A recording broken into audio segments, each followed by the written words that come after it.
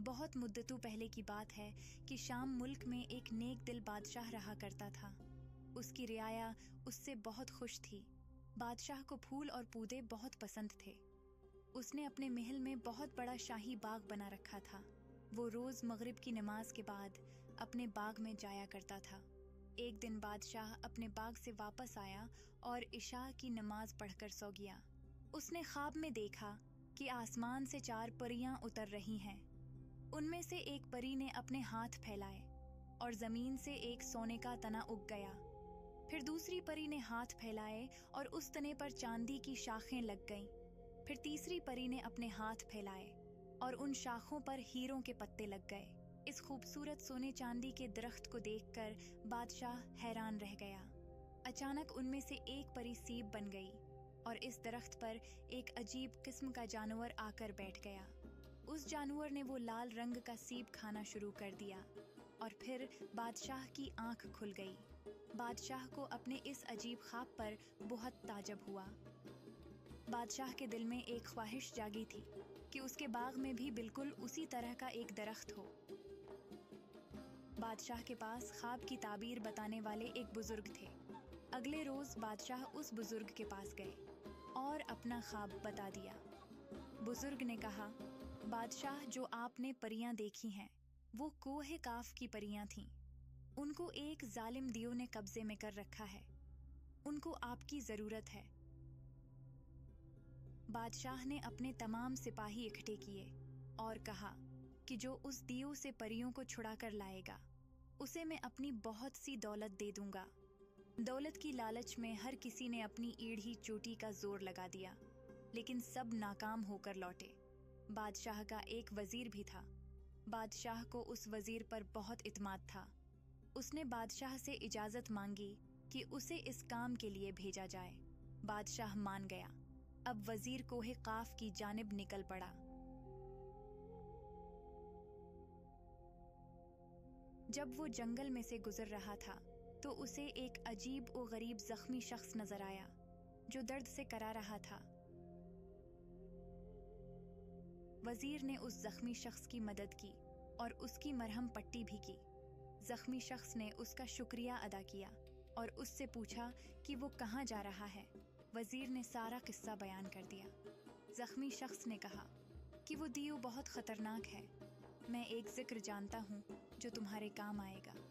اس ذکر کو پڑھ کر تم جانوروں سے باتیں کر سکو گے۔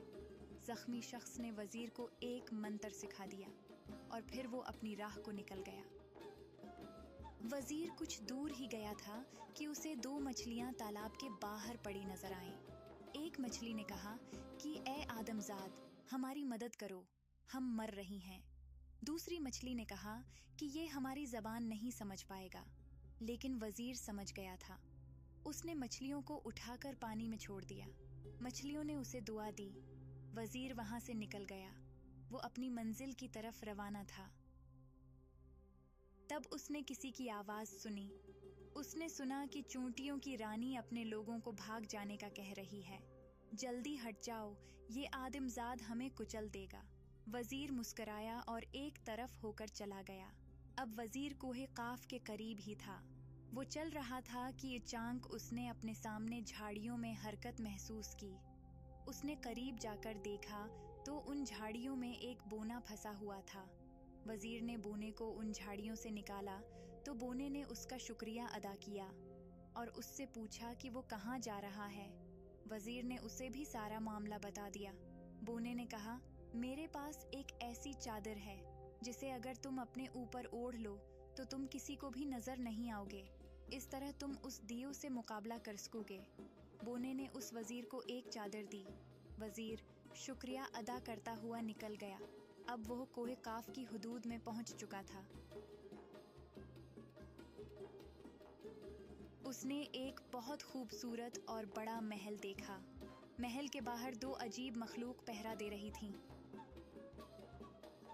وزیر نے اپنے اوپر چادر اوڑھ لی اور وہ غائب ہو گیا اور ان مخلوقات کے درمیان سے آرام سے گزر گیا۔ لیکن جلد ہی محل میں شور ہوا کہ کوئی محل میں داخل ہوا ہے۔ قد آمد دیو کو یہ سن کر بہت غصہ آیا۔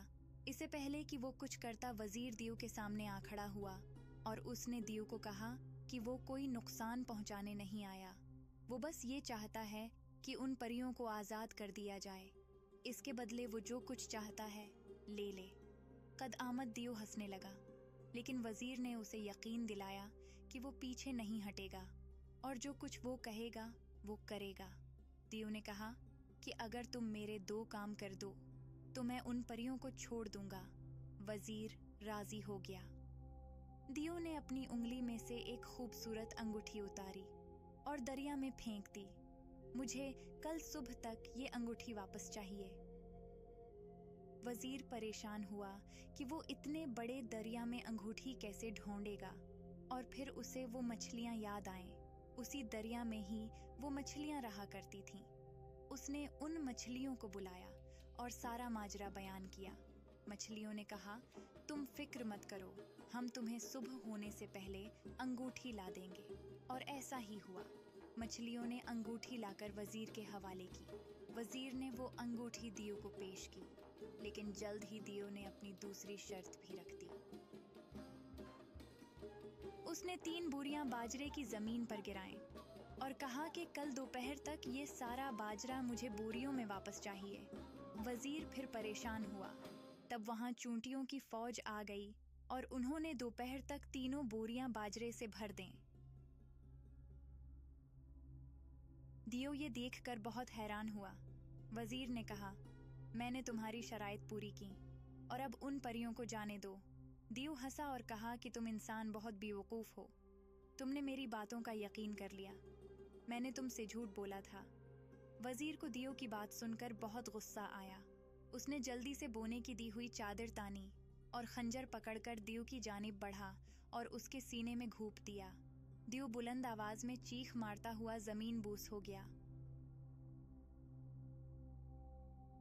وزیر نے تہخانے میں جا کر پریوں کو آزاد کیا۔ پریاں اسے اٹھا کر واپس بادشاہ کے پاس لے آئیں۔ پریوں نے بادشاہ کا بہت شکریہ ادا کیا اور تحفتاً بالکل ویسا ہی درخت بادشاہ کے باغ میں بنا کے دیا جیسا کہ بادشاہ نے خواب میں دیکھا تھا۔